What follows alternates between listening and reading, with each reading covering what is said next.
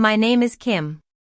Standing in the open doorway on that Christmas night, the cold seeping in from behind me, I held my daughter Mia's hand tightly.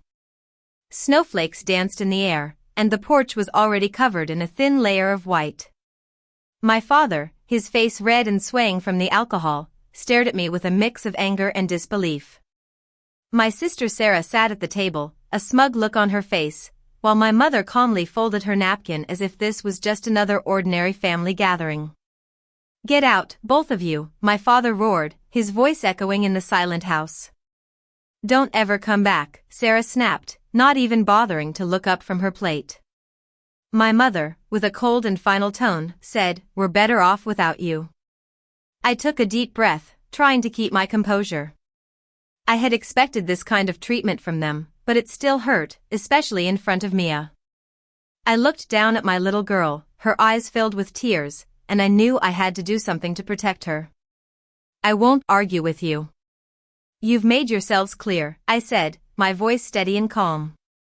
"So, you won't have a problem with what I'm about to do." I reached into my bag and pulled out the folder containing the bank loan papers. My father's eyes widened, and the sneer on his face slowly faded away. He knew exactly what those papers meant. These papers had a long history, one that started 2 years ago. Our family-owned Christmas tree farm was in trouble. 2 consecutive warm Decembers had reduced tree sales, and a piece of equipment had failed, requiring a costly replacement. My father, being a proud man, had tried to cover up the problem with short-term debt, but it had caught up with him. The bank that held the farm's operating loan decided not to renew it. His credit was in ruins, and without that loan, the farm couldn't survive. He first turned to Sarah and her husband Tom. Tom was a successful businessman, selling commercial insurance and driving an expensive car. My father swallowed his pride and asked them to co-sign the loan to save the farm. But Tom refused, saying it was too much of a financial risk. Sarah backed him up, saying they had their own family to think about. Desperate, my father finally called me. I remembered that call clearly. His voice was small and cracked when he said, "Kim, I'm in trouble." I didn't know who else to call. At that moment, I felt a strange mix of sadness and relief. Sad because my own family had turned their backs on him, and relieved because he finally needed me. The next morning, I drove to the farm. My father met me at the kitchen table, the bank's paperwork spread out in front of him. His face showed a mixture of hope and shame. He explained the situation to me, saying that the bank would renew the loan if I co-signed and personally guaranteed it. That meant putting my credit, my savings, and everything I had built for Mia on the line. As an accountant, I knew exactly what I was signing. Every line on the papers was a risk to the security of my daughter's future. But when my father reached across the table and took my hand, saying, "Please, I can't lose this farm. I'll never forget what you're doing for the family," I thought about my grandfather, who had planted the first trees on this land, and about Mia, who loved this farm so much. And I signed. After signing, I made a promise to my father and to myself. I told him that no one had to know about my role in saving the farm. As far as the family was concerned, the bank had renewed the loan because the farm had a good year and my father was a good businessman. I kept this secret for 2 years, quietly covering any shortfalls and signing the renewal papers every December. But that Christmas night, everything changed. The favoritism in our family had always been obvious. Sarah and her kids were the favorites, getting big presents and all the attention. Mia, on the other hand, would sometimes get a simple card signed by my mother. At family dinners, Sarah would sit at my father's right hand, and I would be left with whatever seat was available.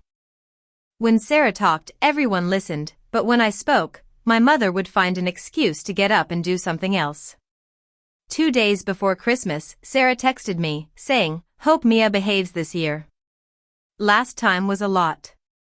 The last time was when Mia, who was 7 at the time, had accidentally knocked over a glass of cider. It was a small thing, but Sarah made it seem like a huge crime. Then my mother called to confirm our attendance, her voice cold and clipped, clearly showing that she had been talking to Sarah about me. I almost decided to stay home. But Mia had been looking forward to this Christmas dinner for weeks. She had a wrapped gift for her grandfather and was excited to see the big spruce tree with the crooked top. And I also had a reason to go.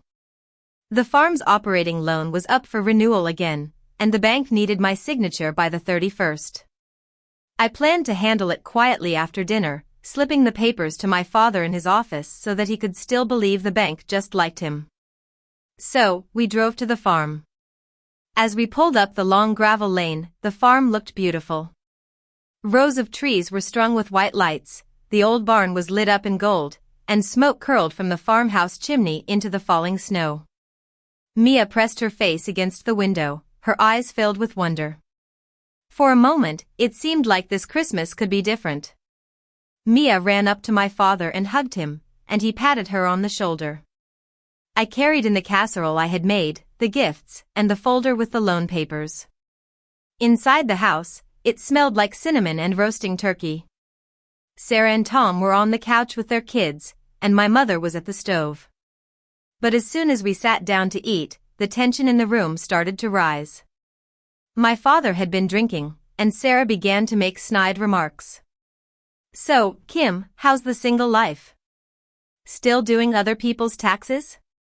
"I don't know how you do it all alone," she said with a fake smile. My mother said nothing, which was her way of agreeing. I kept my voice light for Mia's sake, saying, "It keeps the lights on. Mia and I do all right." Then, between the turkey and the pie, I made a mistake. I leaned over to my father and quietly said, "Dad, when you get a minute, I've got those bank papers in my bag, the year-end ones. We should take care of them before I head out." My father's ears perked up at the word bank. He was already drunk, and anything that sounded like a challenge to his authority made him angry. "We don't talk money at Christmas dinner," he shouted, and the table went silent. Sarah's eyebrows went up, and she asked, "What bank papers?" I tried to brush it off, saying, "It can wait." But Sarah wouldn't let it go. "It sounds like something," she said. My father waved his glass and said, "Your sister thinks she's the accountant for the whole family.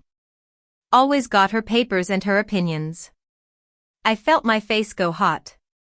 I had spent 2 years protecting his pride, and now he was using my efforts to make me look bad in front of everyone. I was tired, so tired of all the small cruelties. And before I could stop myself, I said, "Believe me, Dad. You want me to have those papers?" He didn't hear the warning in my voice. He heard only sass, and his face turned red with anger. The situation quickly spiraled out of control. Sarah started to talk about the future of the farm, saying that it should go to someone with a real family. She looked at me when she said the word real, and I knew exactly what she meant. Mia tugged on my sleeve and whispered, "Mommy, why does Aunt Sarah keep looking at you mean?" That was the last straw. I had endured their cruelty towards me for so long, but I couldn't let my daughter be hurt. I calmly said, "Okay, we're done here." I stood up, helped Mia down from her chair, and started towards the hall to get our coats. My father followed us, his face purple with rage. He threw open the front door, letting the cold and snow pour in, and shouted, "Fine, get out, both of you." Now, standing in the doorway, I held up the folder with the loan papers. "These are the renewal papers for the farm's operating loan," I said calmly. "The bank renews it every year, but only with a guarantor. Dad's credit hasn't qualified in years. 2 years ago, when the farm was about to be auctioned off, I co-signed it and put my own name and savings on the line.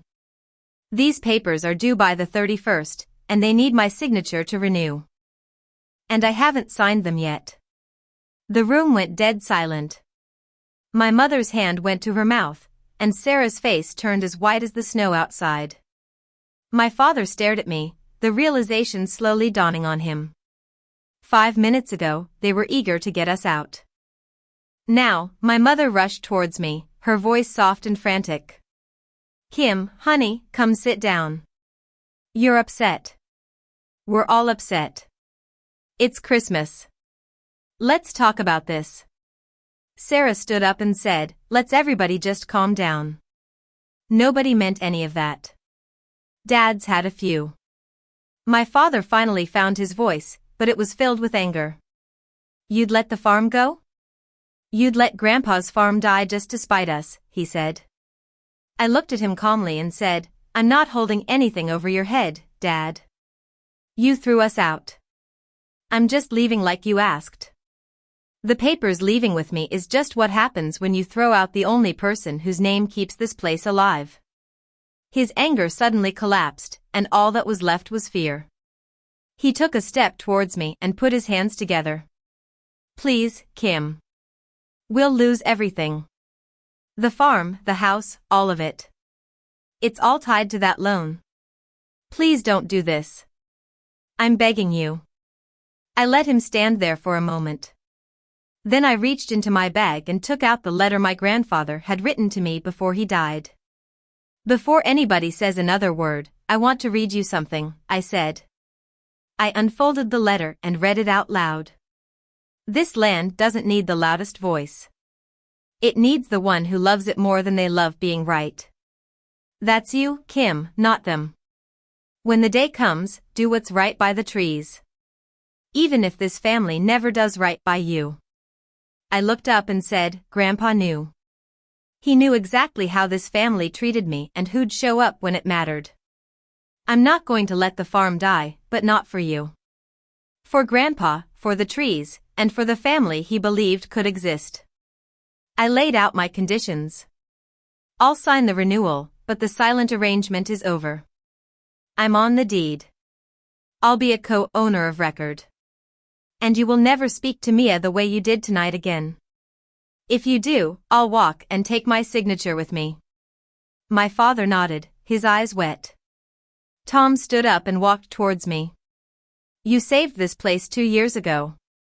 I'm the one who said no." "I'm sorry, Kim," he said. I nodded. "Take care of your wife's expectations, Tom. They just changed."